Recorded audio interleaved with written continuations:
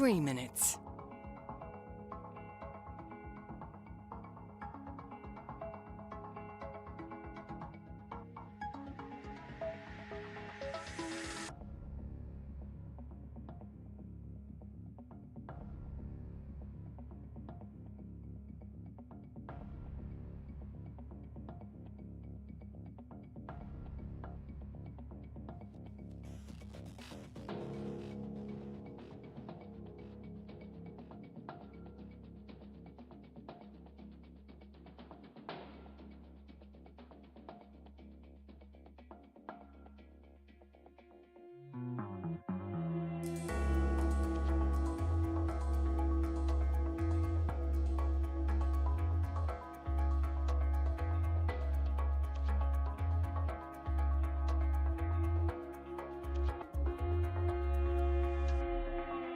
Two minutes.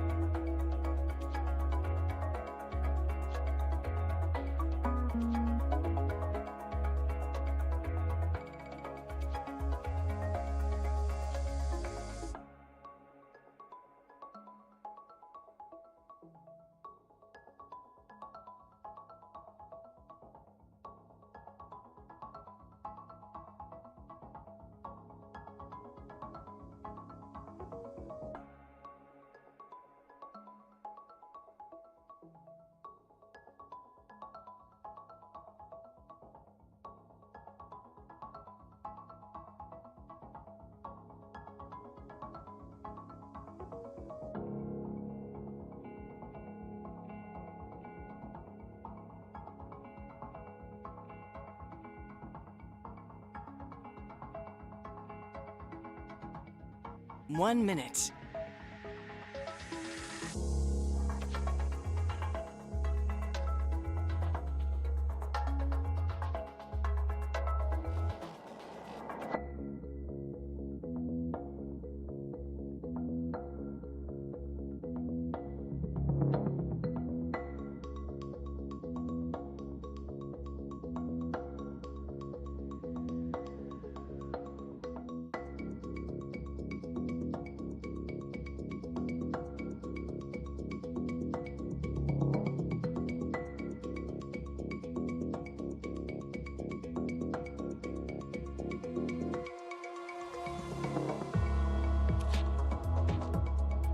The Editor-in-Chief is live in 10, 9, 8, 7, 6, 5, 4, 3, 2,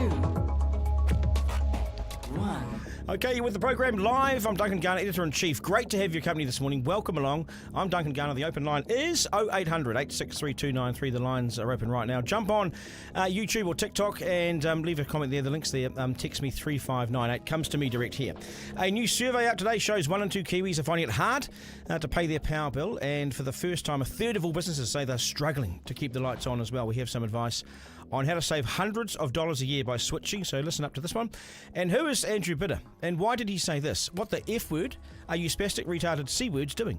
The foul-mouthed councillor, the potty mouth who lost his lot with another council over the placement of a bridge.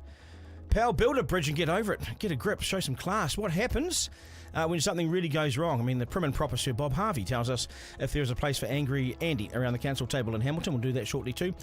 Get involved, have your say. Call 0800 863 293. Text me 3598. Jump on social media. You can comment. All the details are there. We're live on TikTok and Twitch and YouTube, all that. Here's the news now with MediaWorks Deputy News Editor Grace Cocker. A very good morning to you. The search for 3 missing fishermen off the coast of Gisborne has been called off after their bodies were discovered this morning. They were found on the shore at Mahia. The trio were reported missing in huge seas on Monday and 2 were briefly spotted alive in the ocean yesterday, but contact was lost.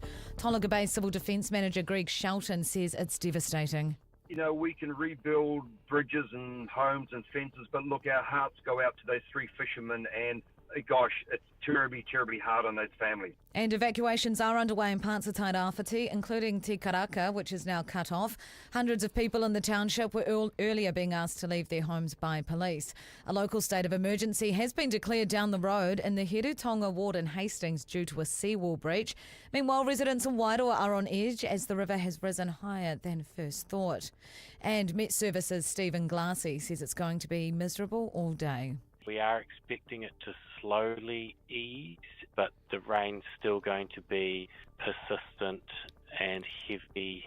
Northland businesses are telling the government to get the act together. The Brynderwyns will open tonight after months of closures, but there are calls for a long-term solution to the infrastructure woes.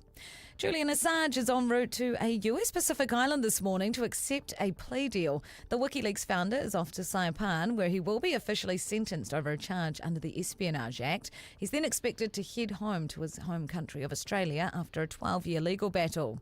In sport, Cortez Ratima isn't in the All Blacks to make up the numbers. The Chiefs halfback is up against TJ Perenara and Finlay Christie for places in the 23. Just can't wait to get into camp and just soak it all up and get in there and compete.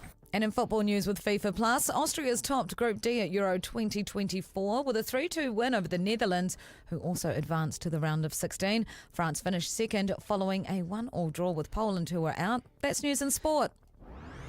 Good stuff. Thanks, Grace. On the East Coast, sad news. Oof, really sad. And things just look to be deteriorating weather-wise down there. Just a terrible situation all round.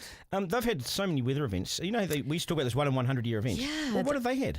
They were saying yesterday, the Mayor was telling us in preparation for this, while she was telling locals, you know what to do, the same old message that she said she sadly has to constantly say, it seems. I think it's their 17th extreme severe weather event in 7 years, so less than a decade. This 1 in 100 thing, it's old, it's irrelevant now, isn't it? Yeah, I don't think the line works anymore when it's said. I get it with Cyclone Gabrielle that it was a 1 in 100, maybe with the Auckland floods, but this type of thing where it's consistently. And also we've had Civil Defence this morning down there saying that some of the wind that they've had has been worse than the rain, like the worst they've ever experienced. And again, they were in the Cyclone Gabrielle thick of it. So they know. It'll be interesting at first light. It will be. Thank you, Grace. Garner. Yeah, and just a message to NZTA or whoever fixes the roads up. What is it? Wakakotahi. Fix up the Brynderwyns for good. Let's not keep going back there as well. And there's a vital link to Northland, and the other route is just not viable. So just fix it up and sort it out. Or put a tunnel under it. Do something, but fix it up. Right. If you're staring down the barrel of a massive winter power bill, then this could be important to listen to. 90% of Kiwis could save around $400 a year just by switching power companies. The trouble is, only 10% of us bother because we're too lazy or too scared to have that awkward conversation with our power supplier. We just don't like it. It's actually much easier than you think, and what's more, changing companies puts pressure on the bigger suppliers to bring their prices down as well. It's a win-win, okay? Paul Fuge from Power Switch joins me in a tick, and he'll also tell you which appliances are well-known energy vampires, so you can switch them off as well. So we get some advice as well. We'll make it all useful for you. G'day, good morning to you, Paul. Good morning. How easy is it to switch? I mean, I've done it myself, and it didn't involve too much. The company hated me leaving, and the new company was pretty pleased that I joined up. So what's the deal? It's really easy. You don't even have to talk to your company if you don't want to. You can just do it all online. So it's really easy. But the interesting thing is people think it's hard, and that's the thing that's holding people back. So around 40% of people haven't switched for a long time, and 25% of people haven't switched for 10 years or more.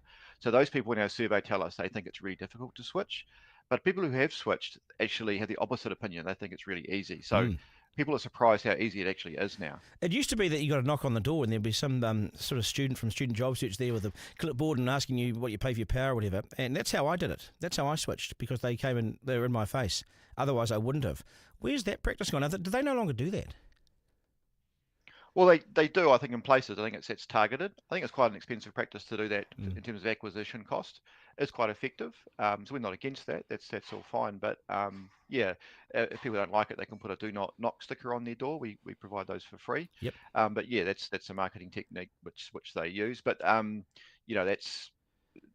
noticed myself that the retailers have moved away from that somewhat. Right. And so, what's the best way to switch? How do you do it? Come to Power Switch. We run a free independent switching service. We have for 25 years now. We've been around as long as the electricity market's been around. So we basically list all of the available options for you, cheapest to most expensive. We do a short survey to try and work out sort of generally how much energy you use in a year, and from that we basically look at all the options in your area, and then from our site you can click switch, and that takes you through to the switching process. Wow! What? Really easy. I know you've been around for quite some time. I hadn't realised it was 25 years. You do a marvellous job. How many people are getting shafted by being on the wrong plan, do you think? Oh, too many, far too many. Yeah, it's always surprising to me how much people pay, and how much they could be how much less they could be paying, and that's a real shame that people are paying way more than they should be, and they're always surprised. Some people don't believe it. They're always surprised when they find that they can be paying a lot more, and some people get quite annoyed about that, because a lot of people think it's the same. 30% of people in our survey thought that electricity costs the same no matter who you bought it from, and that's definitely not true. Right. So, what's the most you can save someone? I mean, I know there's an average of you'll save maybe $400 a year, but in some circumstances, how much have you saved people? Has it gone beyond that? Oh yes, all the time. So the average is 409 at the moment. It's the average saving by switching provider. I mean, not everyone gets that. Like I wouldn't get that now because I switch often, but for most people, it's about 409. That's the average. But I did my sister-in-law's power bill for her the other day, and it was like $900. Shivers. She's got a very large family, and she's been on a plan, a plan with one of the big retailers, which tend to be more expensive. And so it was quite a big saving. Are you better off to go to? If you've got a big family, Yeah. in an older house, the savings are a lot more. Obviously. Oh, this is good. This is useful. Is it? Are we better off to go to some of those smaller providers? Are they more aggressive, and are they more competitive? Some of the big hogs who sort of set in their ways. Yes, that is true. So the market itself is interesting. That the big four, still have 85% market share, and which is interesting because they tend to have higher prices. So that's obviously something's not right with the market there, and that hasn't changed in 10 years. 10 years of retail competition. The big four sit there of a big market share, and why wouldn't they?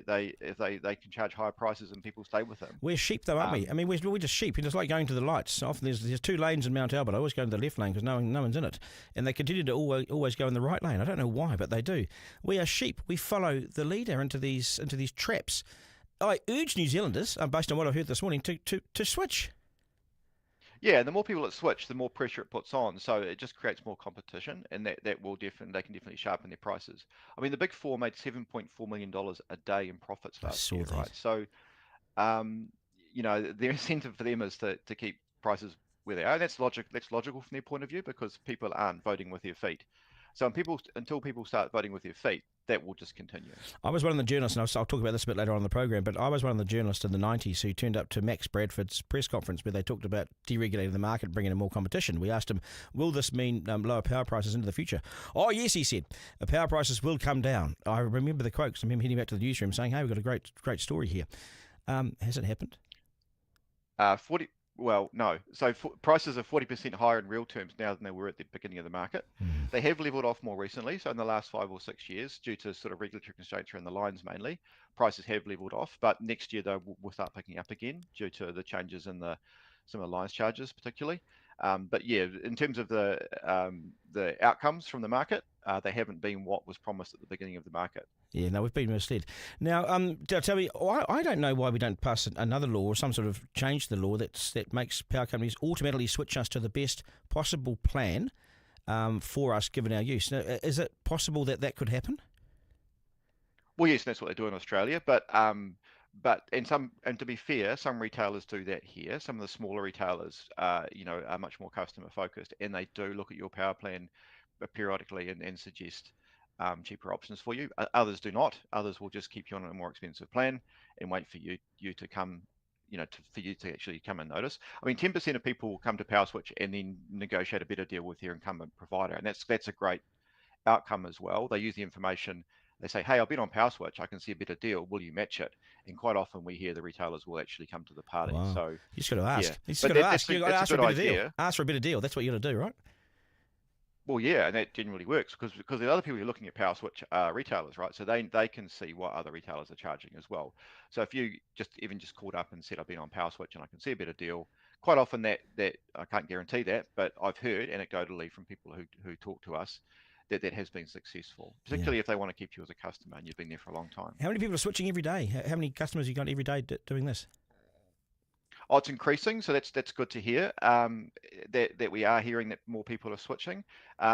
Still low comparative to the savings. Around 7% of New Zealanders a year are switching provider. But like I said, other people are negotiating better deals because of our service, which is great as well. But yeah, not enough to change behaviour. So Come on, New Zealand. we want to see more people switching. Yeah, I agree. The appliances that drain our and cause us to pay a lot more on our power bills than we need to. What do we switch off? What should we switch off? The beer fridge is a big one. So we call energy vampires. Quite often, isn't people say, I can't believe my power bill's so high, and when you go to their house, you often find an old beer fridge, just 20 years old, cranking away in the shed, with a few lamb chops in it, and a half a slab of beer, and and people don't realise how much that costs. That can be a couple $100 a year just sitting there with it, quietly ticking away. That's the sort of thing. So that's those sort of appliances, old appliances sitting out there, can be quite expensive. What about the TV and jugs and things like that? Less so. I wouldn't be as concerned about those. It's good to get into good energy habits, around energy use. But they're not a large consumer of electricity. Big things are anything that heats anything. So hot water, space heating are the things that are the main users. So hot water use is the big one. If you really want to reduce power immediately, it's just shorter showers. It's as simple as that. Will have the biggest impact. Things like heat pumps, not having them set too high. You don't set them any higher than 21 degrees because it uses disproportionate amounts of electricity for every degree higher than that. They're very efficient appliances. They're the most efficient way to heat your house, but only if you set them in that sweet spot between 19 and 21 degrees. Yeah, no, it's good advice. Paul, I appreciate your time on the program today. Really useful, and we'll keep in touch. Cheers. No worries. Okay, good on you, mate. Garner. Yeah, 0800 863 293. Have you switched, and how did it go for you? What sort of money did you save? Duncan says, James, I actually use Power Switch to move to EK. I'm on Skinny for my mobile, but the business pays for that. David said, it's the same deal with mobile plans, Duncan. For phones, I pay $25 for unlimited texts, calls and internet at a cap speed. $25, that's good, that's cheap. 0800 863 293, give us a call, let us know how you've gone. I've been with Electric Kiwi for 6 years. I think I have a good deal. I only just bundled it up with fibre because there are fibre deals. It was awesome, says James. Yeah, if you switch, you'll do well. 0800 863 293, text me as well. All the details on how to get hold of us are here. And you can subscribe as well. Jump on and subscribe to the podcast. Right. What the F are you retarded C-words doing? Spastic C-words doing. It's not great sort of language, is it? So I'm not going to swear for the sake of it. You know what sort of language it is, okay? It's not the kind of language you would expect from a local body councillor. But those are the exact words Andrew Bydder made in a submission to the Waipa District Council over the placement of a third bridge in Cambridge. The comments were aimed at Mayor Susan O'Regan, who I know, and she doesn't deserve it. A formal complaint has since been laid, but Angry Andy says F you, quoting free speech and saying he'd do it again. And remember the knob in the south, Invercargill's poster boy for those who bring shame on the city? Mayor Nobby using the N-word, which is a no-no, Nobby. It's 2024, pal, Anyway, staying on Andy's outburst, is this sort of language okay for a local body representative? I think we know the answer. Sir Bob Harvey, former mayor of Waitakere City, is here to explain what the F word he was thinking and why should the N word never be used. It is the patron saint. Sir Bob, how you going, mate? Good morning. Well, I'm pretty kind of knocked out with that. And it's the use of language, and particularly from local bodies, who are usually pretty well behaved. But do you know, Duncan, I think this could be the new language. And it's terrifying, I reckon, to guys like me that grew up where people didn't even swear near women. But now suddenly, it's not okay. Of course it's not okay. It's bloody terribly offensive. But is it the way things are being tolerated? That's what's worrying me. The N-word, shocking, unbelievably bad. I've got another word I've been using lately because I don't swear a lot. It's called dork. Oh, yes. I think dork is a very good word when people cut you off at the lights. You just look at them and say, dork. It's kind of offensive, but it sums up all of the other words that you shouldn't use and mustn't use. And it's offensive, particularly to women, I think. But, people say things that don't matter, like what woman doesn't say, I could murder those kids? She's got no intention of killing her kids. Yeah. But she says it. Yeah. And folks on trains, I hear kids, young kids, talking on trains. And it's awful, isn't it? Yes. Offensive. Yeah. They're using all those words. I wonder though.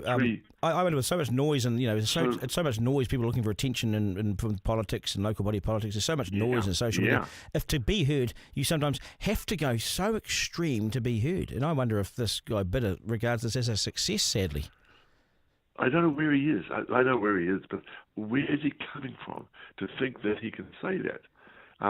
And of course, saying things, writing things, which has no, they're like cement. Because when you say those words, they're so hideously bad and so awful, so offensive. You shouldn't even say them on the phone, and you shouldn't say them in person. Why would you want to? But I think this guy should resign, and I think Nobby Clark should also, fall on his sword, because that stuff isn't acceptable to anyone. Nobby Clark, Nobby Clark looks completely out of touch with a society in 2024, doesn't he? I mean, but the problem is they're so stoic. They're so stoic. These two men, they're not young men. Oh yeah, they think they're right. They don't give up, and they also don't have the word "I'm sorry" or "I shouldn't have." These people in local government shouldn't be there. If leadership exists in this country, and it's pretty hard these days, it should exist at a level where decency and respect for another person's thoughts and ideas is paramount, I reckon. So I guess we're looking at a couple of people that are truly offensive in manner, thought, and deed. That's what I think. Did you sit around the table, though? When you were mayor, you sit around the table and there were brutal, aggressive discussions where people swore and that sort of thing? Was that ever on record? No. I think I thought back after knowing that I was going to be on this program with you, Duncan, and I can't remember anyone. It would stop the room, I think, if we were having a private meeting with councillors over most difficult issues, financial blowouts, that happened a lot, and difficulties with ratepayers, but no one would say anything in the F, the C. No, it certainly would use the N. No, it was used against me a lot. Yes, justifiably. Case where a person says yes. And I still hear it. And I was called it a couple of months ago. And I said, is that an honour? And somebody said, well, if you think it is, it is. What were you called? What were you called? Who called it to? In what context? I can't say, but someone really quite important said that about something they thought about me. Oh. And people heard said, oh my God, do you hear what you got caught? And I said, yeah, I did. So it's alive and well. And you reckon these guys should be sacked? They should stand there. They can't be. Oh, no. They should just say, yeah, okay, I got it really wrong. This is not the job for me. It sounds like it isn't the job for those guys. Why do some blokes like this? Why do some blokes like this find it so hard to say sorry? It's a good word to use. Apologise, and apologise quick, and say, "Yeah, I really did. I was having a bad day." Make up an excuse. It was a day that I didn't think my wife just ran out the door, or something like that. Did she? Say it quick, and if you don't say it quick, it sets like cement. Yeah, I've always thought the word sorry is such a good lancing of the boil. It just gets, once you say sorry, you can't say anything more to me. I've apologised. I got it wrong, and I'm sorry. Nothing more I can say, Yeah, I used to say to my deputy New Pennyhouse, I think I have to swallow a rat on this one. She said, yeah, you've swallowed a lot of rats lately, and you do. And then you say, sorry.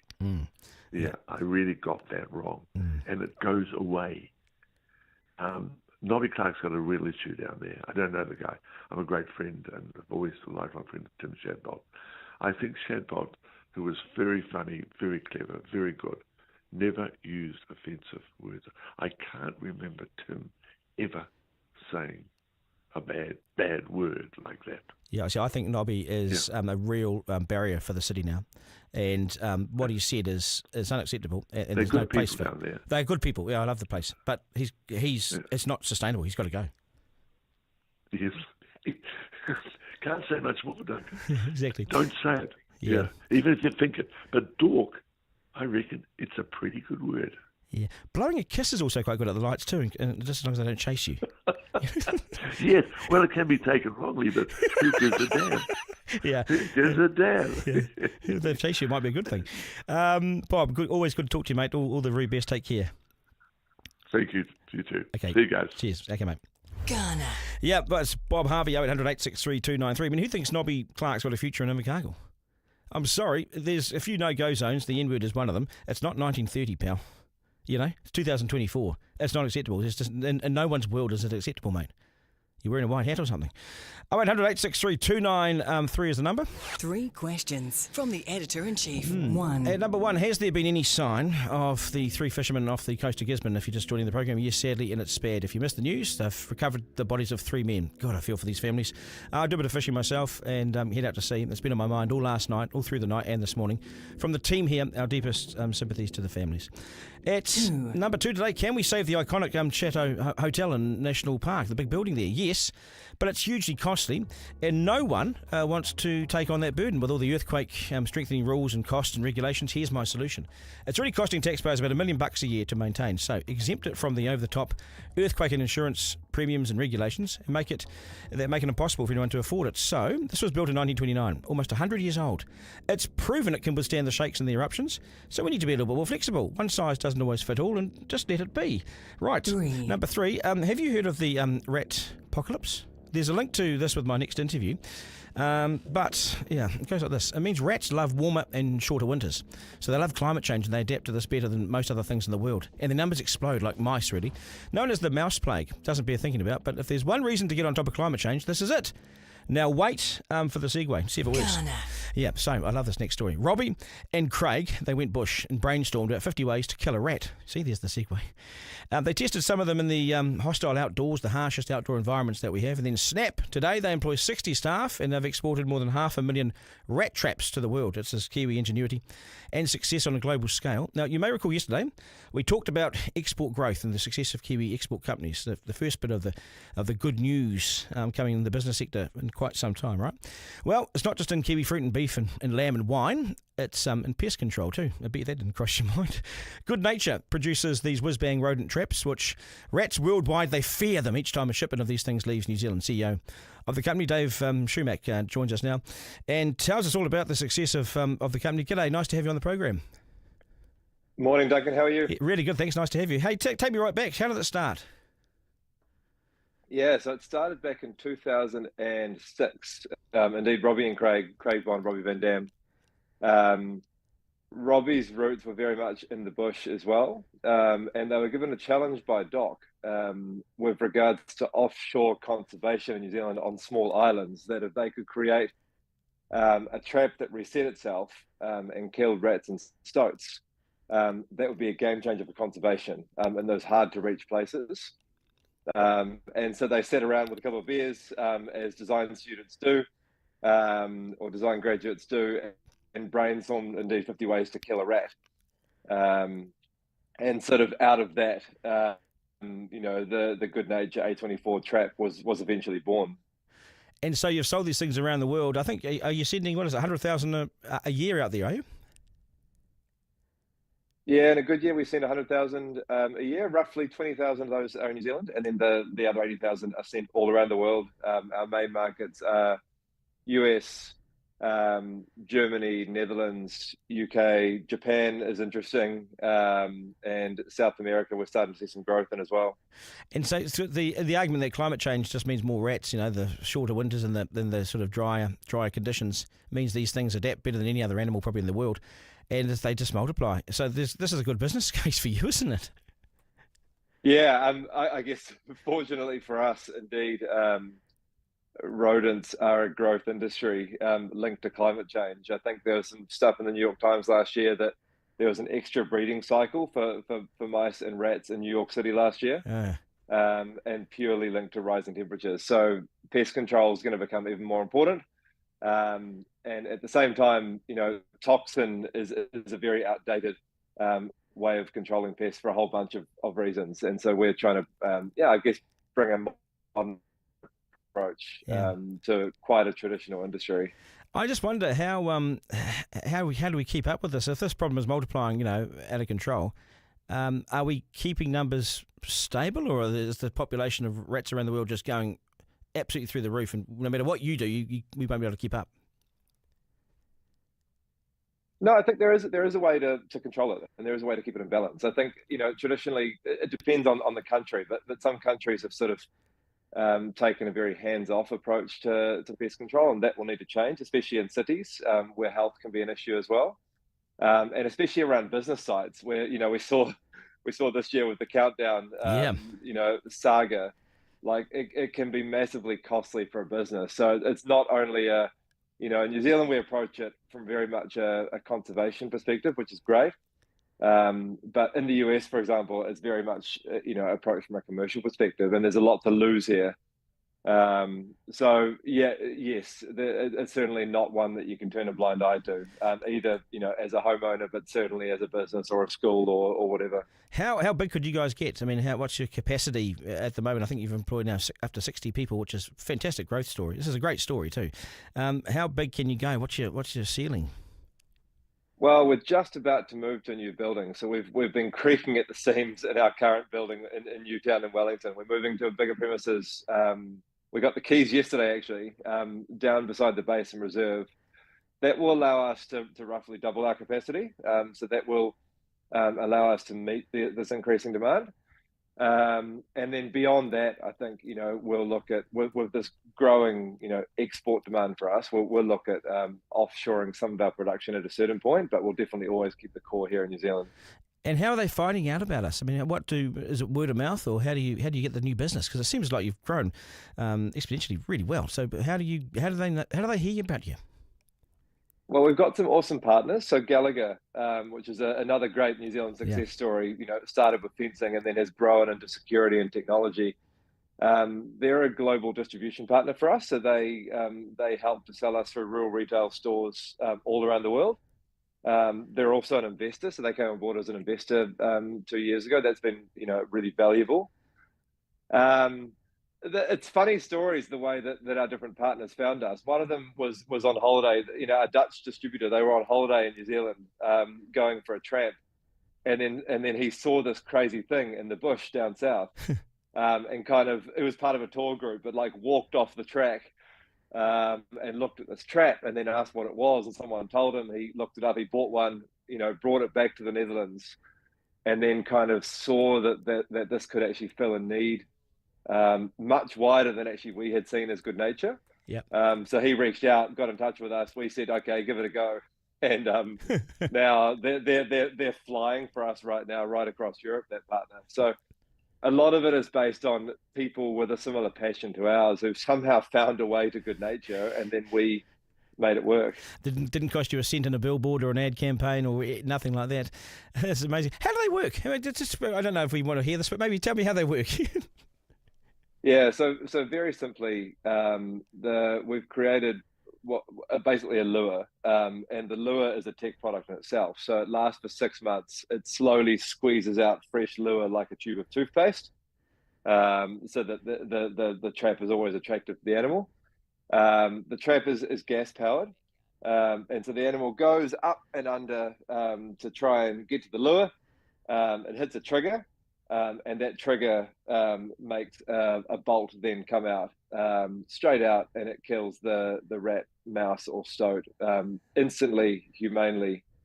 It drops down, and then, assuming the trap is outdoors in the bush, then it will generally be scavenged away within sort of 24 to 48 hours.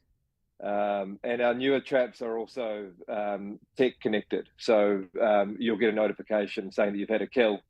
You can go and identify that, you can clear it away, and then that data is kind of shared all around the world amongst all of our users, so you can see that kind of collective impact. Wow, that's really scientific, and data is everything, and with all businesses, right, data works. But you'd be sitting there at the movies with your wife or whatever, and your phone just goes beep, beep, beep, beep, beep, beep, all the kills around the world. You could be quite busy.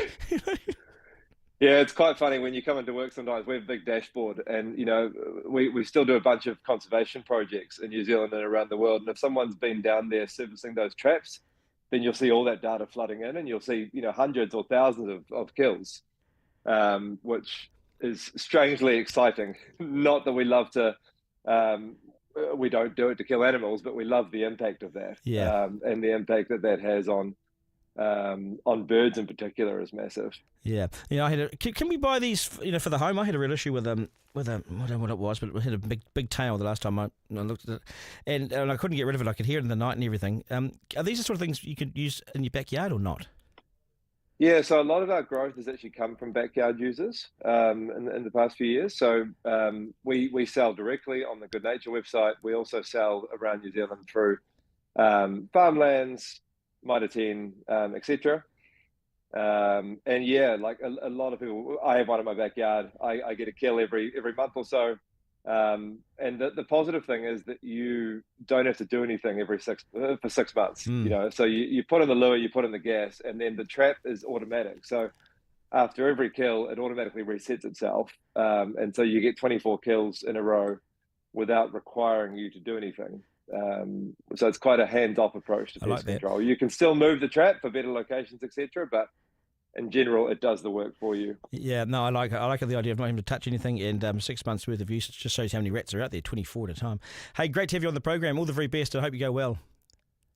Thanks, Duncan. Okay, cheers. Take care. Garner. Okay, lots of feedback coming in too. There's a real argument going on YouTube. Some of the arguments going on YouTube. Yeah, basically you've called, this is not my words, but you've called Nobby, the mayor of Invercargill, a racist fuckwit. And so there's an argument online right now about, I didn't think you like using swear words. Yeah, but he's a racist fuckwit, and that's the problem. Shadbolt had dementia, said Rusty, and was barely coherent most of the time at the end of his tenure, but it's still better than a racist fuckwit. Tim Shadbolt was a good mayor, excellent mayor. He really brought some real positive vibe to the city. They've got a new mall down there now too. There's a new mall. There's a mall for the first time in Invercargill. It's a really big deal, with a food court, really big deal. So yeah, nothing bad about Tim. But the other guy, I think we've got a problem there. 0800 863 293 is the number.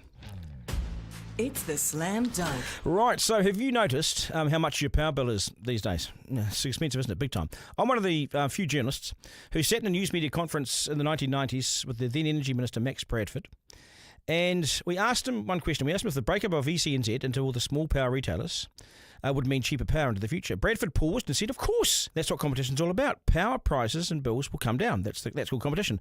Hello, Max. Max, are you still there? Max! Where's Max?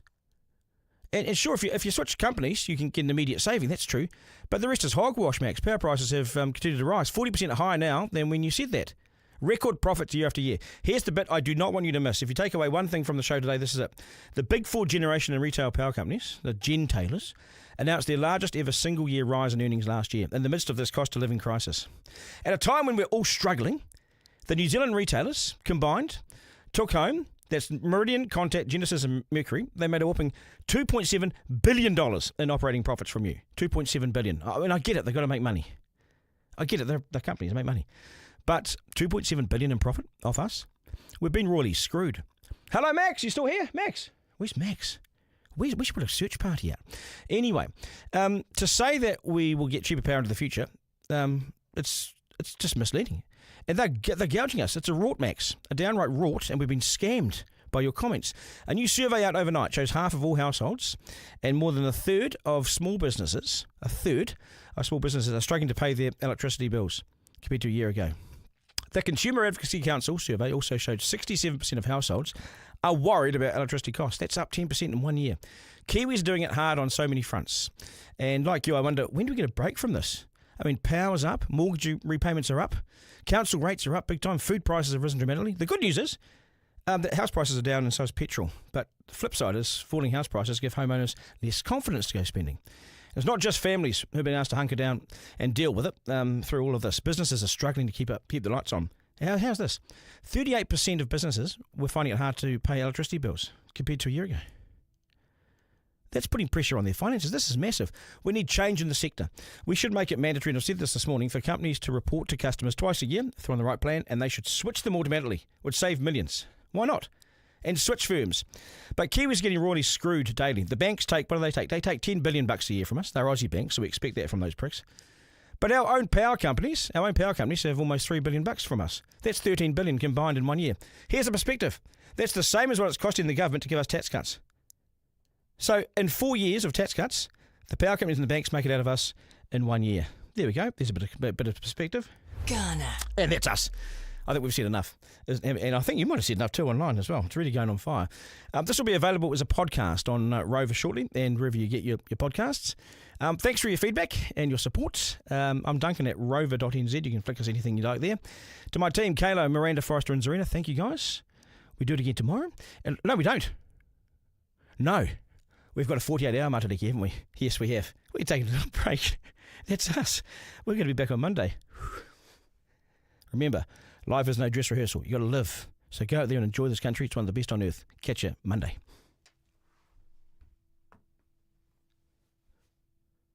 That was Duncan Garner, Editor-in-Chief Live. Missed something on the live stream? Text Duncan to 3598 to listen back on the podcast. Want to get in touch? Call 0800 863 293.